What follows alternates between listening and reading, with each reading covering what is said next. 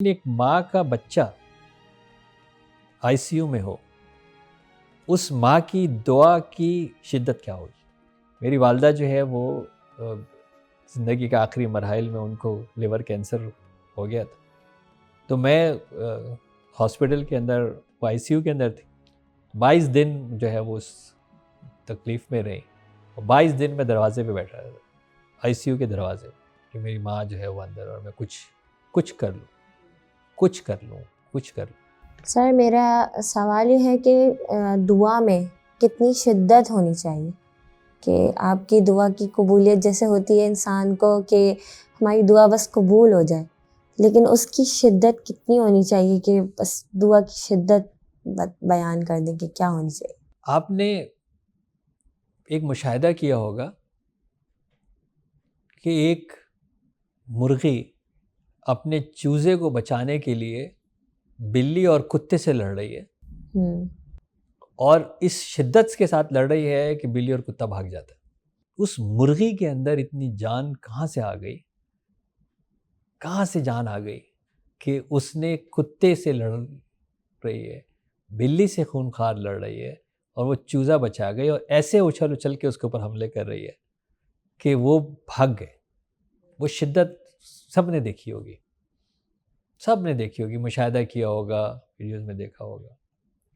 اسی طرح اگر کوئی بیمار ہو جاتا ہے اور آ کے کہتا ہے ہم سے، ظاہر لوگ کافی کہتے ہیں بچہ بیمار ہے ڈاکٹر صاحب دعا کیجیے گا، ہم بھی کہتے ہیں ظاہر دعا کیجیے گا، لیکن ایک ماں کا بچہ آئی سی یو میں ہو، اس ماں کی دعا کی شدت کیا ہوگی؟ یعنی اسی ماں سے کوئی دوسرا بھی کہہ سکتا ہے کہ جی بہن کا بچہ بیمار ہے دعا کیجیے گا، دعا کرے گی، اللہ تبارک و تعالیٰ صحت دے، کامل صحت دے، یہی کریں گے نا، ہم بھی یہی کریں گے۔ لیکن جس ماں کا بچہ آئی سی یو کے اندر ہے اور دروازے پہ اس کی ماں بیٹھی ہے، اس کی شدت کیا ہوگی؟ کس طریقے سے جو ہے وہ دعائی دے رہی ہوگی، کس طرح وہ اللہ سے مانگ رہی ہوگی۔ میری والدہ جو ہے وہ زندگی کے آخری مراحل میں ان کو لیور کینسر ہو گیا تھا، تو میں ہاسپٹل کے اندر وہ آئی سی یو کے اندر تھی۔ 22 دن جو ہے وہ اس تکلیف میں رہی، اور 22 دن میں دروازے پہ بیٹھا رہا تھا، آئی سی یو کے دروازے پہ، کہ میری ماں جو ہے وہ اندر، اور میں کچھ کر لوں۔ کیا شدت ہوگی اس وقت کہ مجھے دنیا کی نہیں پتہ، مجھے کسی چیز کی نہیں پتہ، مجھے صرف یہ تھا کہ جی نماز پڑھنے جاتے تھے، وہیں پہ ڈاکٹرز کی میٹنگ ہوتی تھی، نماز کے بعد فیصلہ ہوتا تھا کہ کیا کریں، اگلا کیا کریں، آگے کیا کریں، کیا منگائیں، کیا چیزیں کریں۔ پھر میں وہاں سے اٹھتا تھا مسجد سے، اور پھر وہ ہاسپٹل کی مسجد تھی، پھر آ کے دروازے پہ بیٹھ جاتا۔ کیا شدت ہوگی اس وقت؟ تو آپ کا اگر یہ ایکسکریشیٹنگ شدت نہیں ہے نا آپ کی ڈیزائر میں، آپ کی انٹینشن میں، آپ کی دعا میں، کیونکہ یہ وہ چیز ہے جو کاتب تقدیر کو تقدیر بدلنے پہ راغب کر دیتی ہے۔ اللہ تبارک و تعالیٰ فرماتے ہیں کہ میں تقدیر بدل دیتا ہوں جب تم صدق دل سے دعا کرتے ہو اور صدقہ دعا اور خیرات کرتے ہو۔